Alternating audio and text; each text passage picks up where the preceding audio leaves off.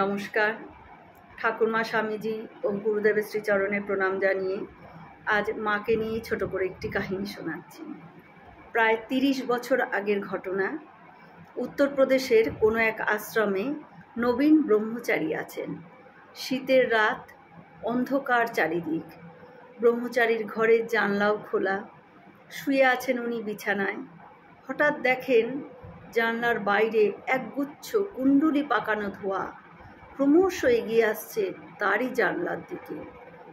ধেয়ে আসছে এক ভয়ঙ্কর নারী মূর্তি। ব্রহ্মচারী ভীত হয়ে গেলেন এবং পাশের টেবিলে রাখা ছিল শ্রী শ্রী মায়ের ছবি।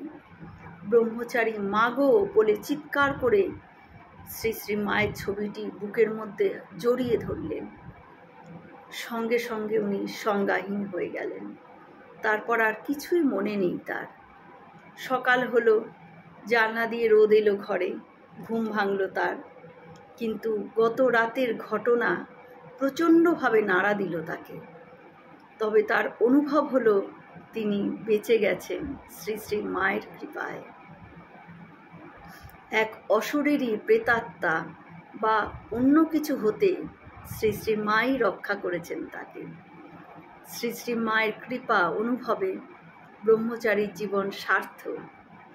এই ঘটনার পরে সেই ব্রহ্মচারীর পূর্বাশ্রমে গেছেন নিজ জননীকে দেখতে এবং জানতে পারেন যে ব্রহ্মচারী হওয়া তার বাড়ির লোকদের একেবারেই মত ছিল না। তার বাড়ির লোকজন এক তান্ত্রিকের সাহায্য নিয়েছিলেন ব্রহ্মচারীকে বাড়িতে ফিরিয়ে আনার জন্য। তান্ত্রিক মহামন্ত্র বলে এক অশরীরী নারী মূর্তি সৃষ্টি করেছিলেন। তার কাজ ছিল কানপুরে গিয়ে ব্রহ্মচারীকে পাগল করে বাড়িতে ফিরিয়ে আনা। কানপুরে সেই অশরীরীও গিয়েছিল, কিন্তু শ্রী শ্রী মায়ের শক্তির কাছে হার মানতে বাধ্য হয়েছিল সে। সেই অশরীরী তান্ত্রিকের কাছে ফিরে এসে বলেছিল নাকি যে ওই ব্রহ্মচারীকে রক্ষা করেছেন এক মহাশক্তিধর দেবী। তার কাছে যাওয়া একেবারেই অসম্ভব, তাই আমি পরাজিত। তান্ত্রিকের কার্যকলাপ ও কানপুরের ঘটনাটির তারিখ 1 ব্রহ্মচারী মিলিয়ে দেখলেন। ঘটনার বিশ্লেষণে আমাদের যুগপৎ বিস্ময়। এই বর্তমান বৈজ্ঞানিক যুগে তন্ত্রমন্ত্রের শক্তি এখনও জীবন্ত। শ্রী শ্রী মায়ের দেবী প্রভাব, মহাশক্তিধর তিনি।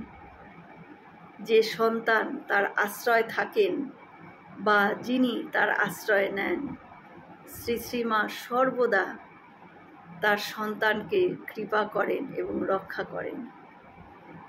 শ্রী শ্রী মায়ের কৃপা এমনি ধারায় আজও প্রবাহিত। নমস্কার। হয়তো অনেক ভুল ত্রুটি হলো, ক্ষমা করে দেবেন।